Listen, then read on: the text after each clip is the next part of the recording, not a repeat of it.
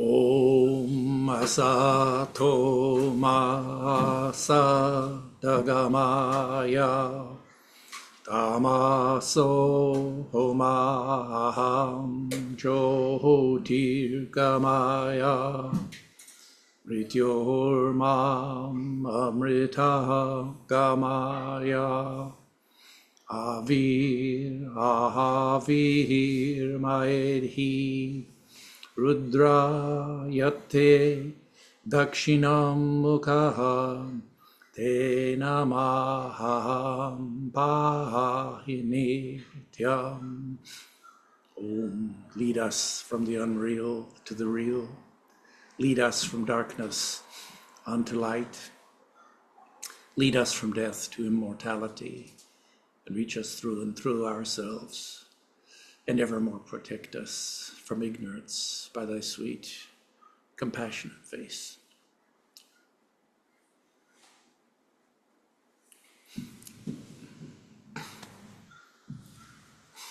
So my subject this morning is self-image psychology.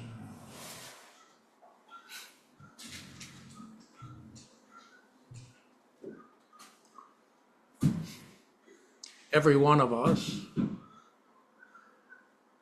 has within our psyche an image, a picture,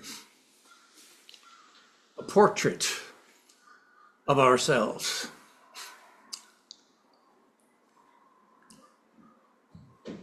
It's not a photo,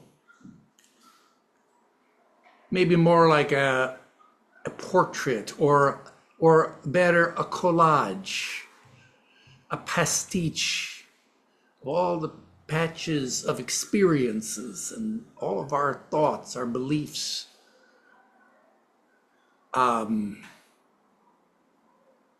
We can't see it. You close your eyes, you can't see that image. It's subconscious. But it's deep in the subconscious mind. It's an image that was formed, certainly in this life, by our experiences, particularly in childhood. But that's just the topmost surface layer. As you know, we believe in the doctrine of reincarnation and life after life. And so our life story goes back before our birth. Many chapters of evolving and fashioning that self-image, the picture that we have of who we are. Now, there was a famous self-help book. It was written by Dr. Max.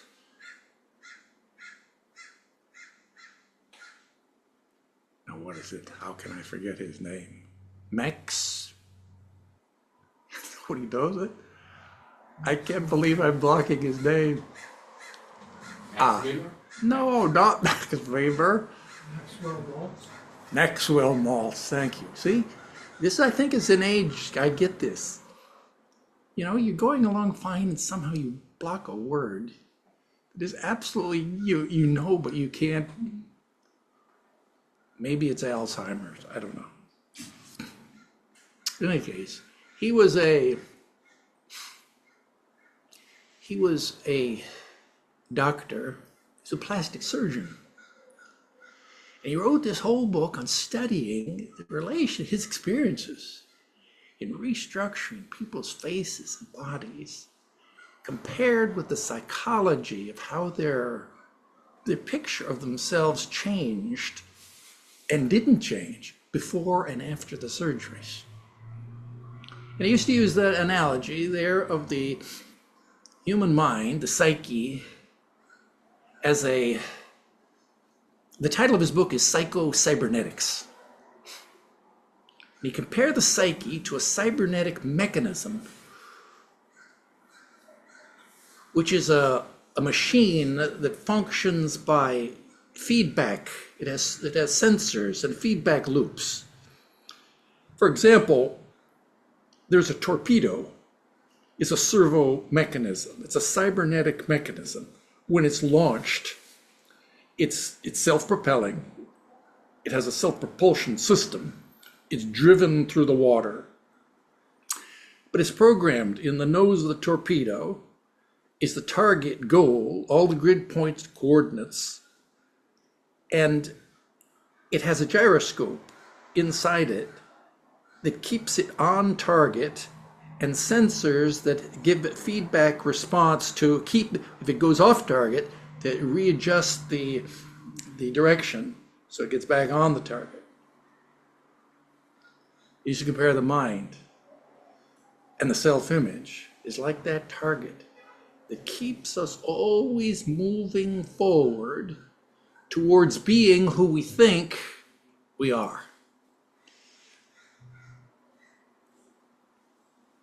And psychologists say that this explains a lot of why we are what we are today, why we talk the way we do, why we have the friends and the circles in which we move, our behavior, our attitudes towards the world. All of this is posited on a law of mental science called the law of correspondence, which tells us that all of our thoughts, our feelings, our speech, and our actions tend to be consistent with the picture that we have of ourselves. Always adjusting, always making sure that it's in alignment with our self-concept. This is the key to understanding, for example, our feelings. Sometimes people are confused about where feelings come from. Well, feelings just come from thoughts. A feeling is the aura that surrounds a thought, or we could say the feeling is the subconscious mind. That is a thought. It has a frequency. It resonates. It's a vibration. That vibration resonates with the subconscious mind. Those are the forms, those are our feelings, our emotions. And so our feelings follow naturally and are consistent and resonant with our thoughts. And then, by a natural cascade, a progression, this unconscious mind or the subconscious mind determines how our body moves, that is how we speak, and how we behave.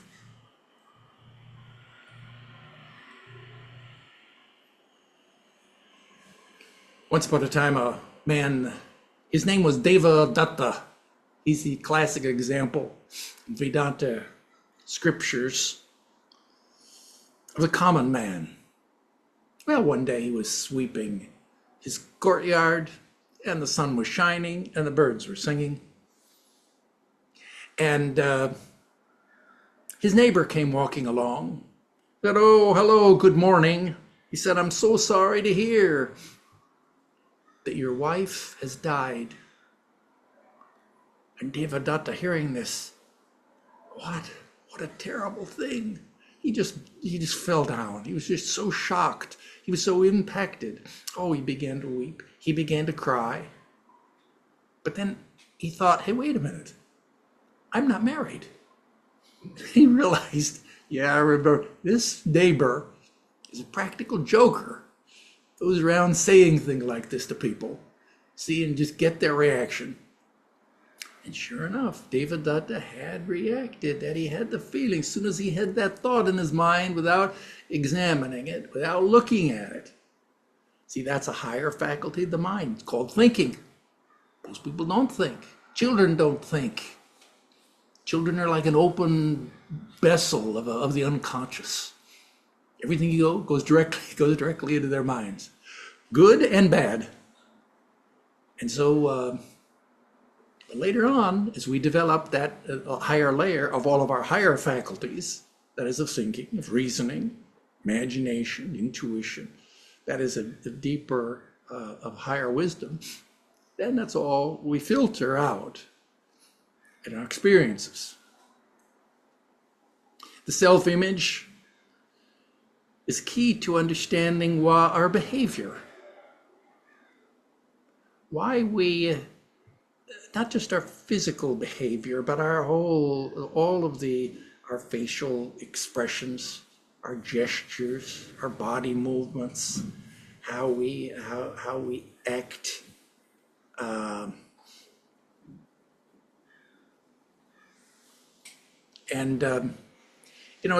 Early on in the history of film, movies, and in the days of stage theater, actors used to perform using a system called histrionics. That is, in order to portray the character, they would affect certain gestures and strike certain classic poses that were typical of the person they were trying to portray. Later on, that whole tradition was supplanted by the Stanislavski method, a whole new method of acting in which the actor was instructed to think when he reads the part, he thinks back at the situation the character is in, and he remembers in his own experience a time when he was in a similar situation. And naturally, as soon as he begins to think of that in his experience, the associated emotions of that experience begin to surface in his mind, and his body itself begins to resonate with that emotion, and the actor then acts out of that emotion, which is now coming from his own self-identity. And so the acting dramatically changes at some point in film history. It becomes much more natural and spontaneous. This is because our actions and our behavior, it's following naturally from our thoughts and our feelings. And unless those feelings are made personal, our behavior will be affected and wooden. It's a well-known fact that how we think determines, to some extent, how we feel and how we act. If you've ever seen a demonstration of stage hypnosis, maybe someone is invited onto the stage and the hypnotist puts them into a trance, and they're told that the rug on the stage is a mill pond. And the hypnotist says, why don't you take a walk and see if it's water. And the subject, he takes off his shoes. He takes off his socks and he wades carefully into the pond. And when asked, how does it feel? Well, it feels cool, it feels wet. He totally believes what he has been, that's the post-hypnotic suggestion. Similarly, if you take a person up on that stage and you tell him that he's a duck, and he walks like a duck, and he quacks like a duck, and everyone in the audience laughs. But the fact is, of course, is that our own personal, that we're in the same condition, that this is kind of our own story. Yoga psychology knew long ago that we're in continually in this condition of self-hypnosis. We're continually acting our feelings and our behavior. Our speech acts naturally in response to the beliefs that we have about ourselves and about our true, the way it's supposed to be. That's the image That's the target. That's the way it's been programmed. This is the way it's supposed to be about me and my life. And if it's not going quite that way, then consciously or unconsciously, the psyche will make adjustments. We're still going forward, but we're going forward to maintain that internal picture that we have of ourselves. So self-image determines our behavior. Certainly it determines our achievements in the world, what we accomplish in the world, always referring back to the picture that we have of ourselves and our capabilities. There's an Indian story about a potter. Her name was Mira. And she was one day in a village. She was casting the clay pots. And, well, the king, the Maharaja, happened to visit that province, that village, and was walking along, and he stopped, and he looked there at her and the pots, and he said, do you think that you could make yourself a pot that's fit for a king? And Mira said, well, yes, sir. And so he went away. Time passed, and she set to work. She learned all kinds of new techniques and studied about it, and she had ideas, and she put them all. She fashioned a pot that was somehow, well, there's such a good pot that it caught the attention of that king as he returned, walking through the village. And so she became well known as a maker of the pots, the royal pot maker, regarded not only for her skill, but also for her self-confidence, believing in herself that she could do it. That's because it's consistent, the behavior. It can be, I have that capacity to do it. It's consistent with who I am. Once there was the Avadhuta, was wandering through the villages, the towns, and he came to the side of a river, and there he saw a man was fishing by the river. And the Avadhuta sits there, he's wandering like a wandering monk. He just sits there, he was watching the man, the fisherman, cast the line into the water, waited, caught a fish, reeled it in, pulled a ruler out of his pocket, measured it, and if it was a big fish, he threw it back into the river. Caught another fish, it was very small. He measured it, put it in his basket. And the Avadhuta, watching this, he was mystified. He was puzzled. Why is he doing that? He went up, sir, how is it that you keep the small fish? Let all those big fish go. Well, says the man, you see, I bought a very small frying pan. That's all I have. Big fish just don't fit in that pan. So I have to let them go. So similarly it is. Similarly with us, it's kind of how we relate to the world. That is there an opportunity? They say, what is it? When opportunity meets readiness, that's success. When the knocks at the door of the success, it's the opportunity. If we're ready and capable of responding, then we achieve success. But if we feel as if we're incapable, like that fisherman, he's not ready, he can't deal with it, then that opportunity passes us by. And so it is kind of the story of our life, the psyche, the torpedo of the psyche, remaining aligned with the picture that we have of ourselves. See, philosophers say that this world is a house of mirrors.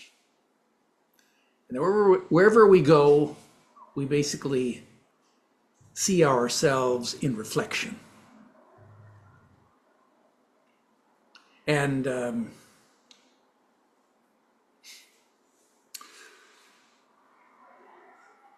the world that we see, of course, is such that our self-image is kind of determining, in a way, how we perceive reality.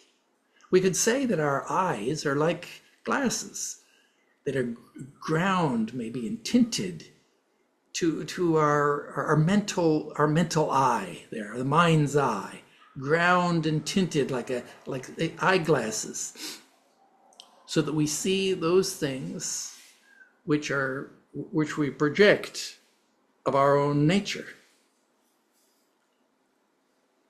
I think that there's a lot of truth in that.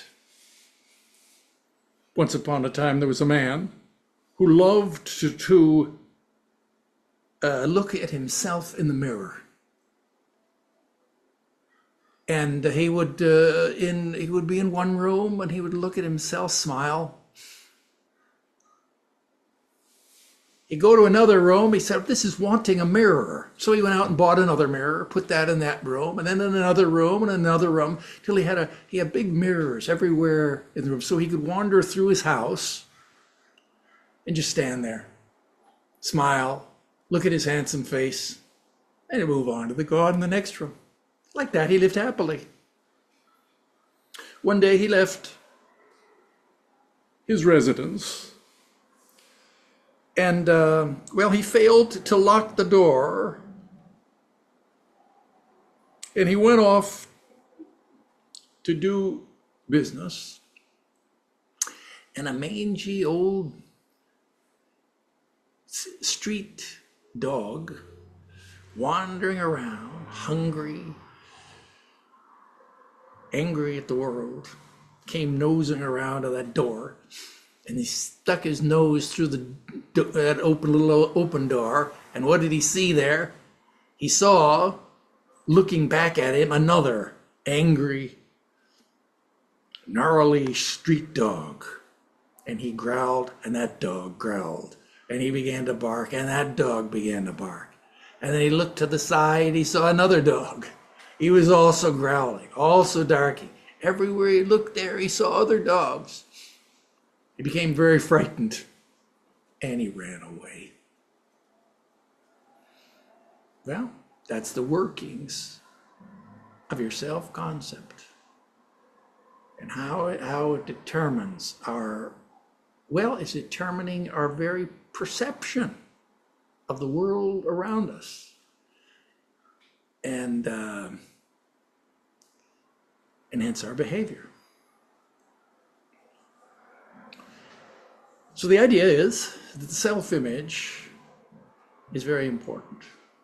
The picture, the internal picture that we have of ourselves, it influences our thinking, feeling, speech, and action. And that's the way it works. Once upon a time, in ancient India, in the foothills of the Himalayas, rolling meadows there was a flock of sheep grazing there in the meadows. And it was a beautiful day. The sun was shining, and the sheep were grazing in that deep, rich, green grass. Stuck their little noses down the grass. Eat, they then came up and they'd go ba, ba. Well, there they were. They failed to notice that at that time there was a big mama lion that was stalking the herd, and she was downwind and moved around a long circle to get near a hillock overlooking the flock. And slowly she crept up on that hillock, looked down, there was that flock of sheep. She gathered her energies, failing herself to notice that a hunter, that is a big game hunter with a high power rifle, had been watching her every movement. And she gathered her energies and she sprang on that flock of sheep. And while she was in midair, that hunter shot his gun and she fell dead. And well, it so happened that she was pregnant and she gave birth to this young lion cub. And he came into the world and he didn't know where he was. He didn't know who he was. He didn't know what was going on, wandering around confused and lost until he came to this flock of sheep and they all looked at him. He looked at them. They didn't know what was going on, so he joined up with his flock. They assumed that he was one of them. And so time passed. He passed his days eating that green grass, but he had problems. He never enjoyed the food that he ate. And the other sheep used to make fun of him, ridicule him for the way that he spoke, because when they went bah, bah, the best he could do would be grah. That's all he could say. And they made fun of the way that he looked. Long tail, big bushy mane. Didn't look like the rest of them. And so he didn't feel very good about himself. Well, time passed. And one day the flock was grazing in a field, their noses down in the green grass. And they failed to notice that a big daddy lion was stalking that herd. Came around, circled around and around, came to that hillock, climbed up on the hill, and the daddy lion didn't have to worry about that hunter. He'd already eaten him for lunch. And so there he was on the hill. He saw the flock of sheep. He gathered all of his energies and his strength, but then he did a double take. He couldn't believe his eyes, because as he looked down there, he saw that in the midst of the flock of sheep, there was a huge, full-grown lion that was grazing along with them. He couldn't believe it. Nevertheless, with all of his energies, he sprang down upon that flock. All the sheep went scattered everywhere, in every direction. Sheep lion also ran, but the daddy lion came and grabbed him and pushed his head down to the ground. Stop. Please don't hurt me. Please don't kill me. Says, what are you doing here? Said the lion. Why are you here? He says, well, I'm a sheep. This is where I live. What? Dragged him along. He says, you're not a sheep. How is it? Come along with me. And he dragged him along to a pond, nearby pond of water that was kind of crystal clear, still, as like a mirror. So you look in this pond. So why don't you look in the pond? Compare. You see me? This is you. This is me. He looked there. Yeah, and he said, yeah. So the first time in his life, he began to feel like he felt good about the way he looked.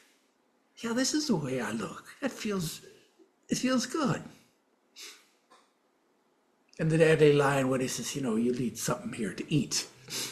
What do you eat? Grass? No. He says, what? And he dragged a big piece of red meat out from the bushes. Here, eat this. Stuck his head down into that meat. He says, no, I can't eat it. I'm a vegetarian. He stuck his head down there. He began to savor the taste of that meat. Ah, yes. For the first time, he began to enjoy his dinner. He tried all that green grass, the brown grass, the red grass, all of it. None of it was to his taste. First time, he enjoyed his dinner. Yes, they come with me, said the daddy lion. Let me hear you. Let me hear you roar. And the little sheep lion went, gra, gra. No, no, let me hear you roar. And soon that little sheep lion, he found his own voice and he began to roar like a lion.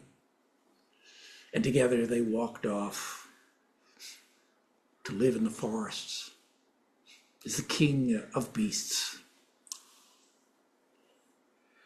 So that's the Indian version of the Lion King. Yeah, well, he discovered his true nature. And that's kind of the teaching of Vedanta.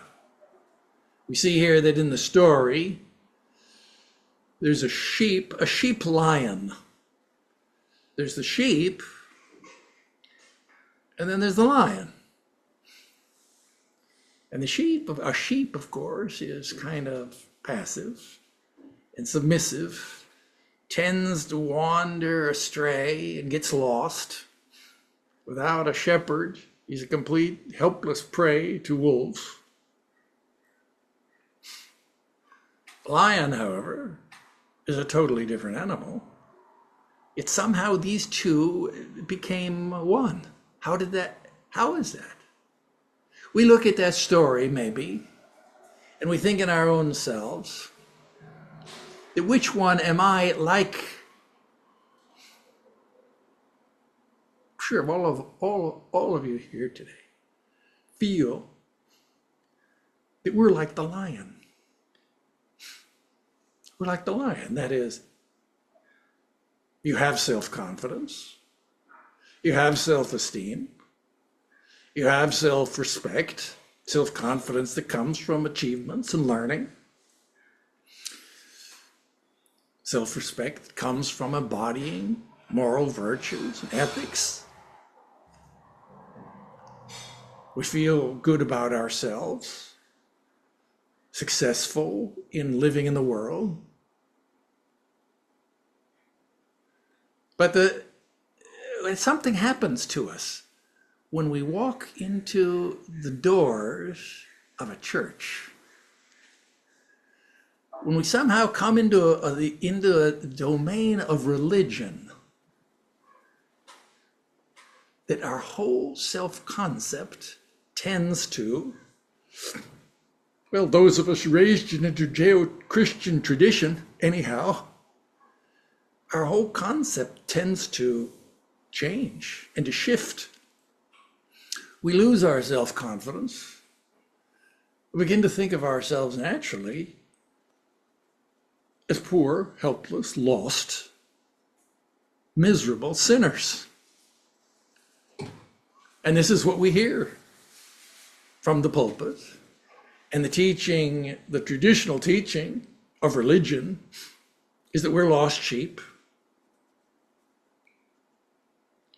that there's no hope for our spiritual experiences or for our salvation, that our salvation depends on the gods.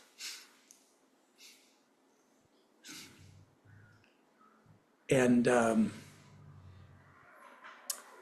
this is a shift in our self-consciousness. That's why Vedanta philosophy gives us a whole new picture of ourselves. It's Vedanta philosophy alone that teaches us, first off, the fundamental teaching is about yourself. It's about your nature. That you are not like a sheep that needs to be saved. You're not like the sheep lion even, who's become like a sheep, but rather you're like a lion who just by mistake, just by mistaken thinking, by spiritual ignorance, we would say, avidya, we've come to identify ourselves with the wrong image. And Vedanta reminds us, and in fact, in fact, maybe all religions at their core, that is at their mystic core, remind us, well, it tells us in the book of Genesis, that God created man in his own image. In the image of God created he him, and he her. The original man was not a fallen sinner with a fallen nature that's disposed to sin, but in his original state was created in the image of God. This is our true image. This is the way things really are. Our nature hasn't changed. Our fundamental being has not changed. It's just we've piled on top of that all these upadhis. That means superposition. One thing piled on another. One wrong belief and one wrong attitude piled on top of each other until it's buried. And our concept, our true understanding of our nature is just buried. All of our virtues, which are part of our intrinsic nature, are there. But they're buried. They're ignored. They're covered over. It says in the Bible that you're like your consciousness. It's like a light. It's like a light. You're like a light under a bushel basket. You put a bushel basket over a little candle light, can't see it. That's because there's layers and layers there of that basket. We're just blocking the light.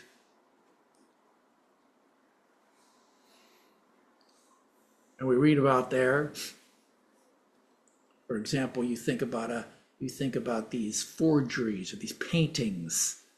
Occasionally, in art history, we can see these stories of, there's one about this man, old man with a beard, it was called. For a long time, it was considered to be just an ordinary painting. Later, someone did some work on it and began to scratch the surface of that painting, and they saw that underneath there was another layer. And they became curious, and then time passed, and they had more modern techniques that they could gently remove the layers of these because at the old days they didn't have money to buy these brand new canvas, so they would just take an old painting, and they just paint a new picture with the oil paints over the original. And so like this, they say that they discovered a Rembrandt, for example, a famous clad buried underneath all of these layers of would-be masters. There is the work of the real master, which was still there. It's still intact. All that we had to do was to remove the covering. So this is similar. This is the teaching of Vedanta philosophy. What is it that happened to that sheep lion? Well, he came to understand his true nature. He came to understand, to have self-esteem, true self-esteem, which he was lacking as a sheep. He didn't feel good about himself, what he ate, the way he looked, the way he sounded. He came to have that, feel better about himself. He came to have self-confidence and self-respect. This is the psychological foundation for spiritual life and for a higher spiritual virtue, which is called Shraddha. That means faith in yourself. This is the Vedantic teaching that in order to be successful in spiritual life, we need to have faith in ourselves. Faith in yourself, what does that mean? We have faith in God. Faith in God, what does that mean? Faith in God, well, believe that God exists. That's not what this means. This means, because yes, I believe I exist. That we already have that. Faith in yourself in Vedanta means, Shraddha means, that we actually believe the teachings of Vedanta. That we've heard that we are divine immortal soul, that you are the Atman, that you believe it, that you have faith that it is true. You know it, you've heard it. Believing something, of course, means acting as if it's true. Otherwise, well, you don't really believe it. You have a verbal belief, you have a surface intellectual belief, but you don't really have what we would call faith. Faith means a deeper trust and understanding. And this is the fundamental teaching of the Vedanta philosophy. The ideal of the Vedanta philosophy is to understand and to know that the source of all of our goodness, our self-worth, our intrinsic value, independent of all material things and of our own achievements and our own moral virtues, that we have that fundamental source of truth, goodness, and value that is our nature. That's our being. That we have, that it's our own being. That's what we call it. We call it Sat Chidananda. That's being, consciousness, and bliss. Whose being? It's our being. Our being, our consciousness is the fundamental source. That's the source of everything. Everything in the universe has instrumental value that helps us and leads us towards the good. What is the good? That's self-knowledge. That's the soul. That's the Atman. And the purpose of our life is to realize the good. That is to have faith in ourselves as we really are. That is in our have spiritual faith in ourselves. So, that's our subject. And the idea is the importance of our self-concept, our self-image, and now the importance of that law of correspondence, how it governs our thinking, feeling, our speech, and our actions, and how we can come to change the picture. It's only by changing the picture that we have of ourselves that we can change our life experiences. That is how we feel, how we behave, how we perceive the world around us. And it's the Vedanta philosophy that gives us that wonderful new conception of our spiritual self, which lies at the root of all feelings of goodness and freedom.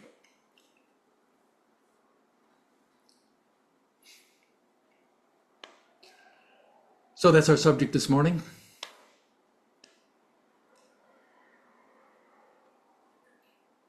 Questions? Commentaries? What time is it now? Right now it's 12 minutes to 12. Right? Oh, okay.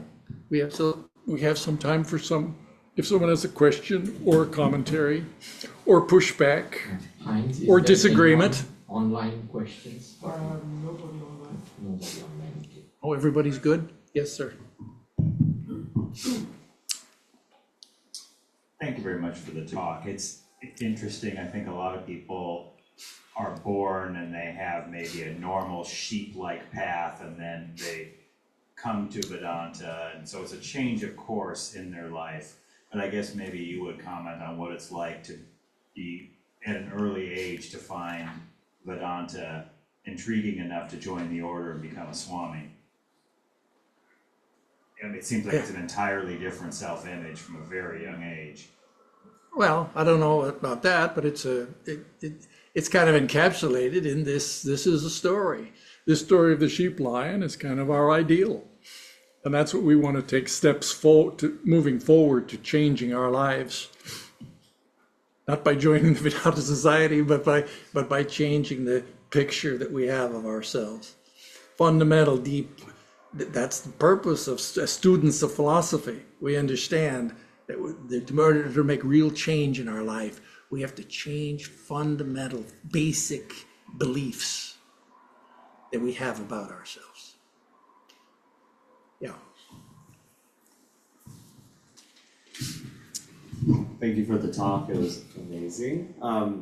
So I was sitting here with eyes closed and eyes open, observing your stories, and I noticed vision and how much, when I was having my eyes closed, your stories were coming to life in my own mind, but when I was seeing what was around me, it was less intense. So I guess my question is how does meditation and sitting there with our eyes closed in silence help evolve that self-image to something more divine or whole, or bringing us back to ourselves? Well, that's you ask. It's hardly a question. You're just stating what's obvious to us as students of meditation. We know that that's what meditation is. Meditation is just sitting quietly, looking at the parabolic mirror of yourself. That's all it is. That's what meditation is. It's closing your eyes. And if you're a real yogi, you close your ears, you close your eyes, you can't see anything, you can't feel anything. You're completely absorbed in that which your internal object of your meditation.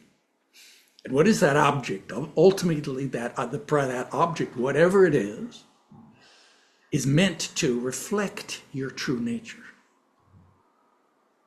And thus, yes, at that time you see more clearly. That's why we sit with eyes closed. Taking our baby step forward, at least we can do that. And so that we do see more clearly. That's the whole idea. That's the whole purpose of meditation, is to see clearly.